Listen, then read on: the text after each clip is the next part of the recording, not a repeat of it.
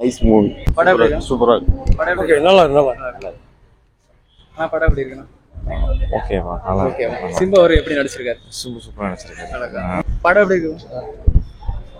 படம் எப்படி இருக்கு? எப்படி இருக்கு? அருமையான படங்க. நல்லா இருக்குங்களா? தவிர்க்கவே முடியாது. இந்த மாதிரி ஒரு படத்தை கமலஹாசன் மாதிரி யாருனாலும் எடுக்க முடியாது. படம் எப்படி இருக்கு? நல்லா இருக்கு. நல்லா இருக்கு. படம் எப்படி இருக்கு? படம் தரமா இருக்கு ஜி.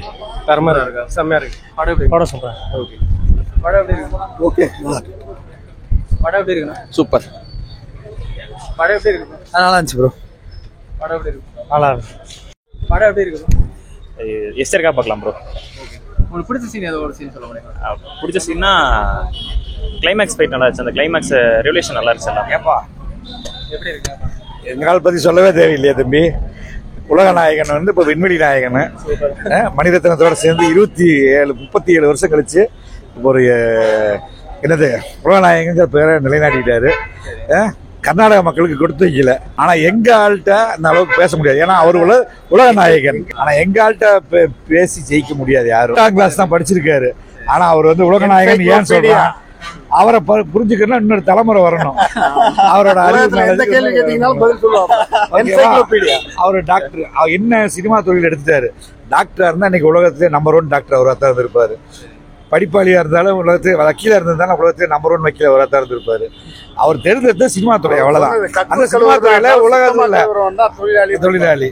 அவங்க அம்மா சொல்லியிருக்காங்க டாய்லெட் கழுவுனா கூட நீ கழுவுனதுங்கிறது அந்த அளவுக்கு தெளிவா சுத்தமா பண்ணணும்னு அந்த தொழில் சவரம் செஞ்சாங்க கூட இவர் செஞ்சா தெளிவா இருக்கணும்னு சொல்லுவாரு.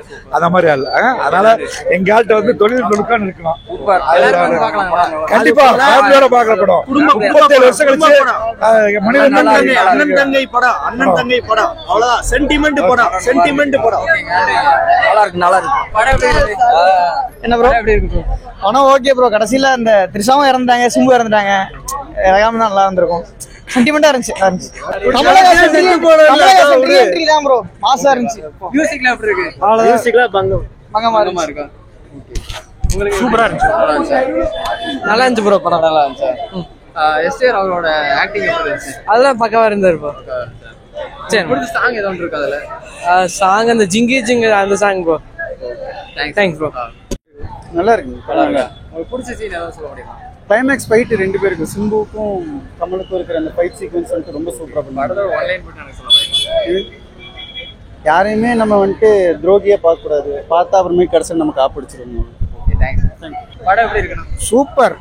ஆனா கடைசீட்ல சிம்பு சாவாம இருந்திருந்தா நல்லா இருந்திருக்கும். அவர் இறந்துடுறாரு. இருந்தாலுமே 2 பேத்துக்கும் ஒரு பாண்டு.